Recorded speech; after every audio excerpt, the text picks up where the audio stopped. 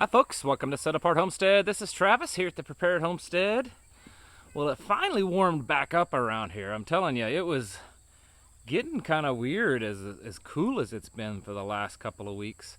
Not that I've been complaining, but usually August around here in the Ozarks can be quite warm.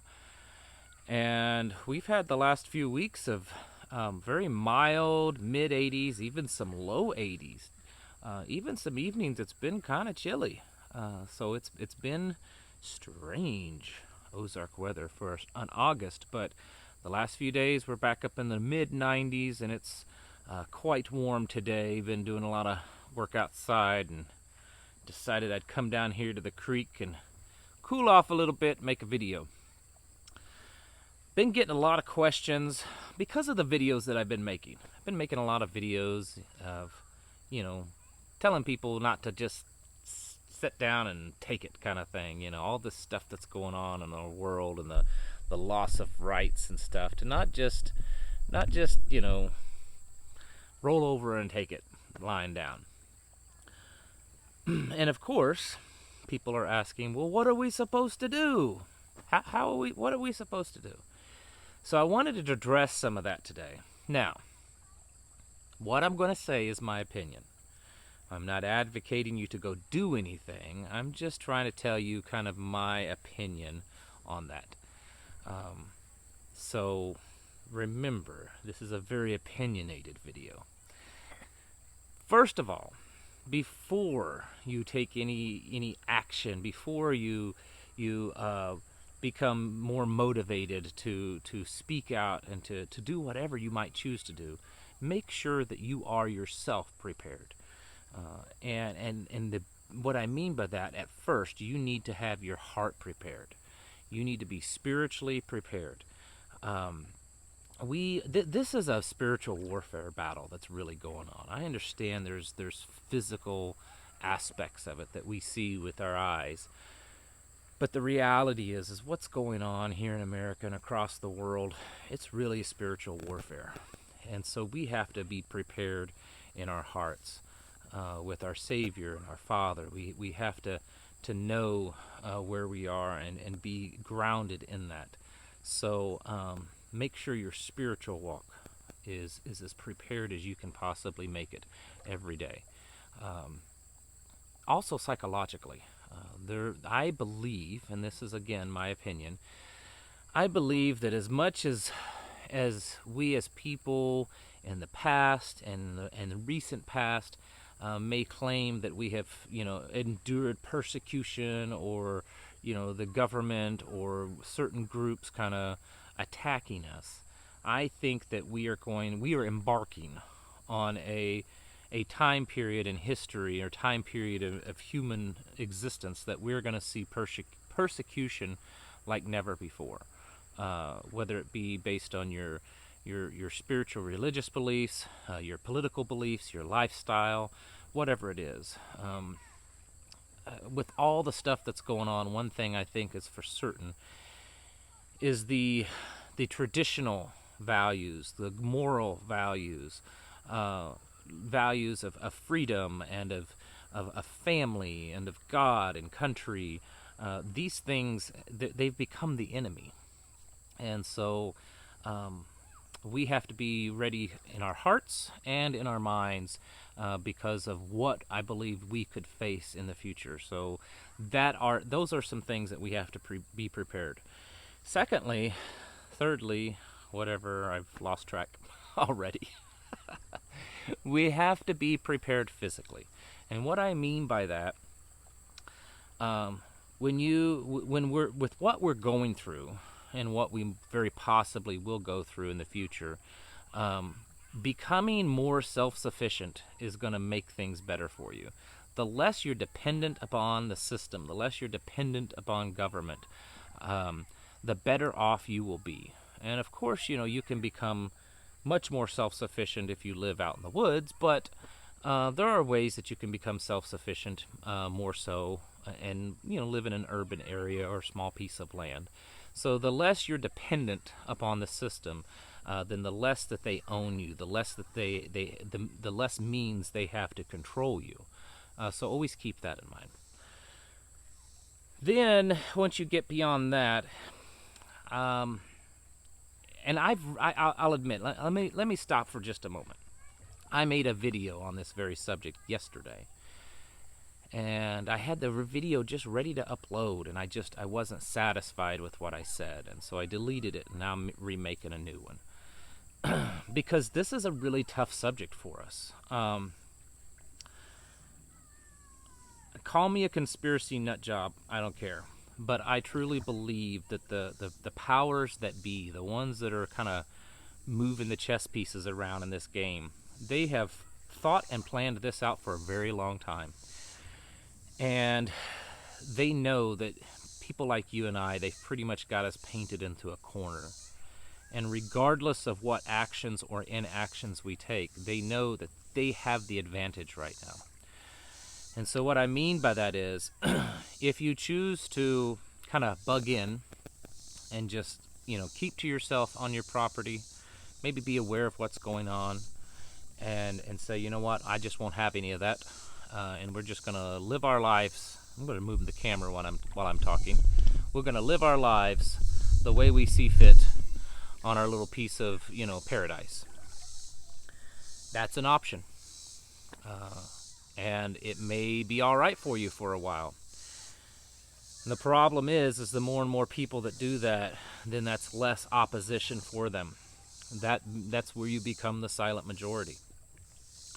And they know you exist, but they know as long as they've got you terrified to speak out, or believing that speaking out isn't going to do any good, then they're able to vocally do the things that they do, and they believe eventually they will prevail.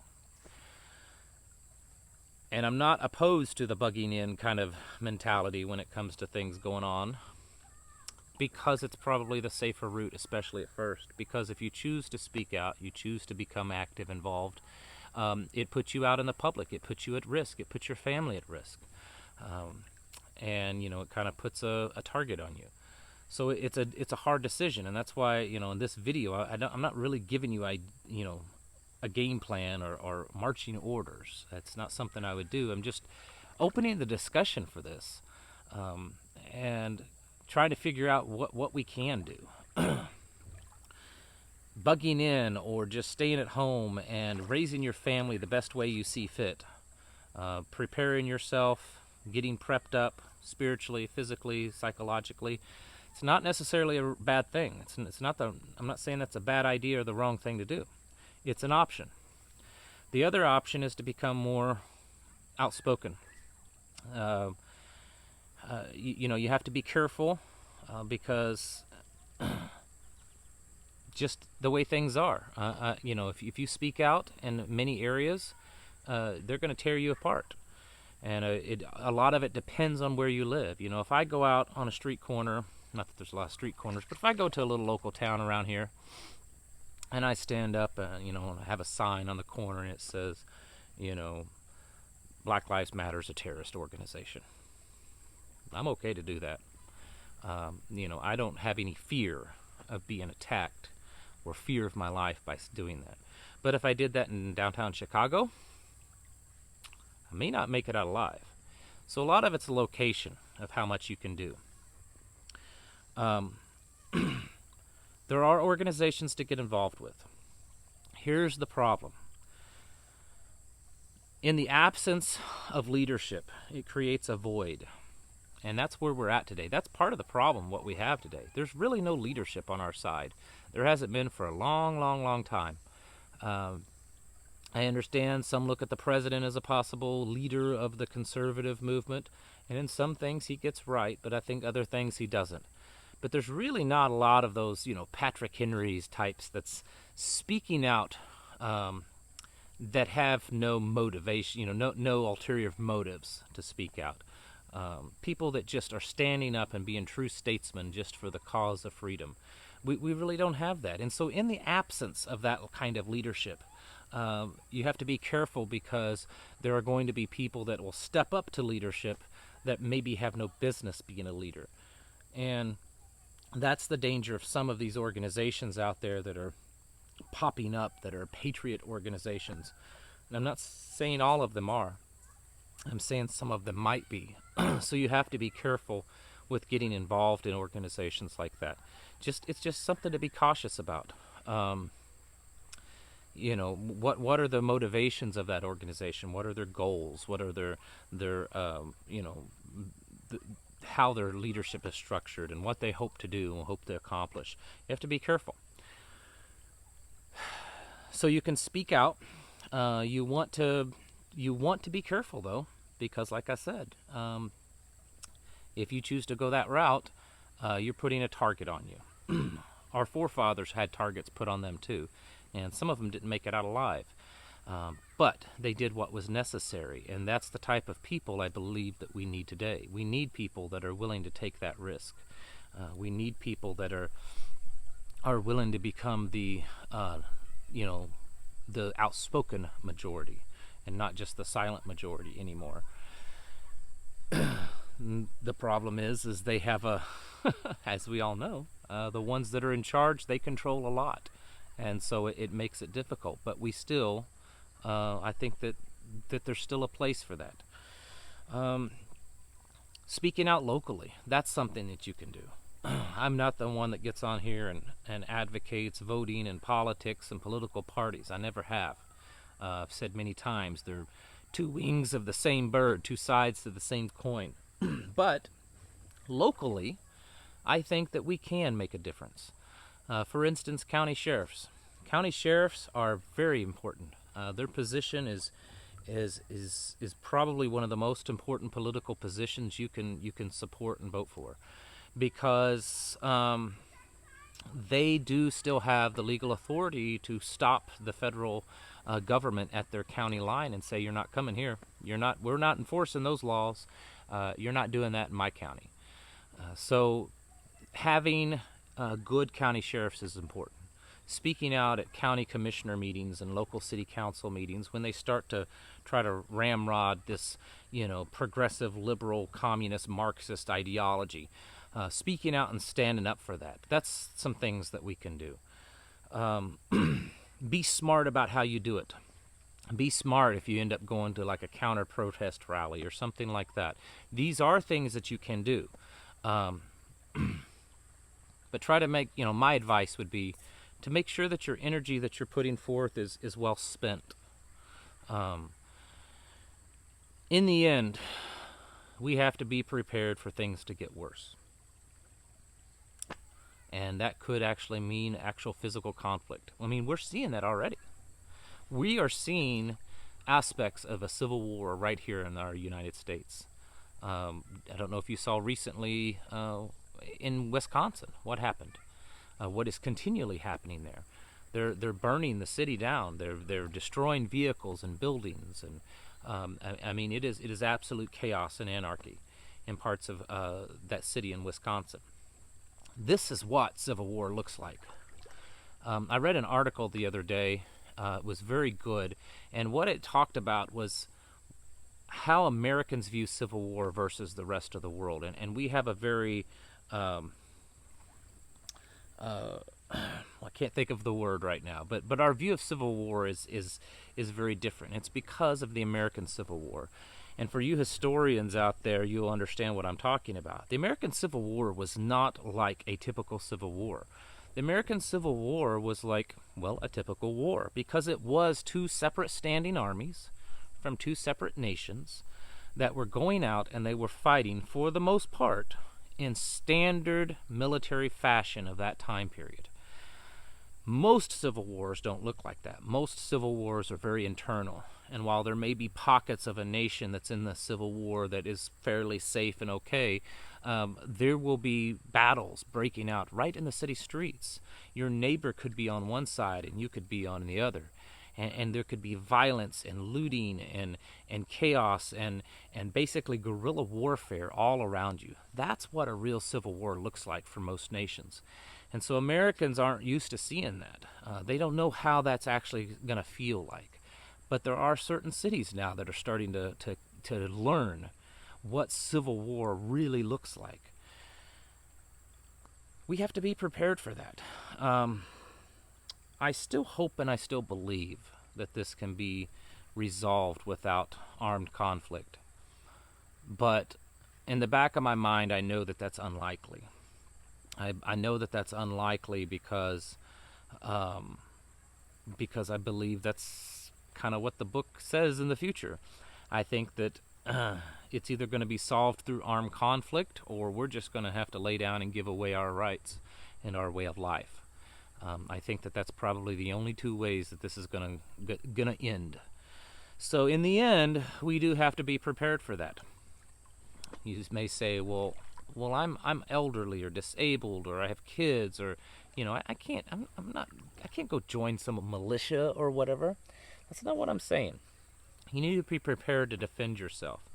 And maybe some of those ways to defend yourself is by associating yourself and affiliating yourself with certain groups and organizations that you either join or start on your own that can help provide some of that defense. These are things that we have to be ready for. In no way am I advocating any kind of armed conflict. That's not it. I'm just saying that it's pretty sad and a little scary that we live in a world right now that we even have to talk about this. A year ago, 2 years ago, when it was spoken of in the far distant future, that what ifs. And yet now we're seeing this. And while where you're listening to me at, you may think, this is ridiculous. What's he talking about? Why do we have to be prepared for armor? I mean, this guy's taken it a little too far. But I bet if you sat down with people, residents of Portland, Oregon, of Seattle, Washington, Chicago, Illinois, this town up in Wisconsin, Baltimore, Philadelphia, Austin. These are just some towns that kind of roll off the top of my head that in the last few months have experienced quite a bit of violence. St. Louis, maybe not constantly, but they've definitely experienced it. And if you sat down with people that lived in those areas, how do you think they might feel? Do you think they might think, we should have been a little bit more prepared, because I never ever would have thought this would happen in America, and yet it is. So, while I cannot stand here, and I'm just not going to, and I hope you're not disappointed watching this, I'm not going to stand here and tell you what you should or shouldn't do. I can give you some ideas, and I think being prepared and choosing your battle wisely, and I don't mean necessarily a physical battle. If you choose to speak out, if you choose to become active, get involved in activism or whatever, choose wisely in what you do. And if you do that, don't be afraid to speak out. Go to your local leaders and let them know. These people need to know that what's being spread on TV that supposedly everyone now supports is not true. Let your local elected officials know. Let your county sheriff know. Let your local police department know that we don't align with that, and we don't want that here in our area, in our county, in our city. And then in the end, be prepared as best as you can, because the election's 2 months away. I think it's going to get a lot worse between now and then. And most likely, regardless of who wins the election, it's going to get worse afterwards also. I think we're far away from the end of what we're seeing here in the United States.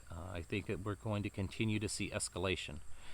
And if you look at it compared to history and the rest of the world, it is civil war. It's just not happening everywhere yet.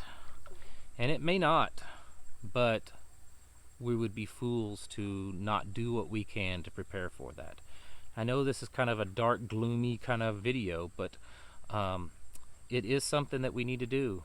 And again, I know I've been saying it a lot, and I stick by it. We need to create and connect with local people in local groups. That's what I've been pushing for here in my own area, because there's a lot of good reasons to do that.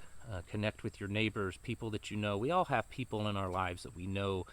I bet they kind of think a lot like me. Start talking, create the dialogue with them. Maybe, have everyone meet up somewhere to just discuss things. That's how these discussions get started. And in the absence of leadership, maybe you'll find yourself being a leader. And you need to be ready for that also. Because that's what a lot of the American people right now really need. They need leadership. All right, folks. Thank you all for watching, and I'll catch you in the next video.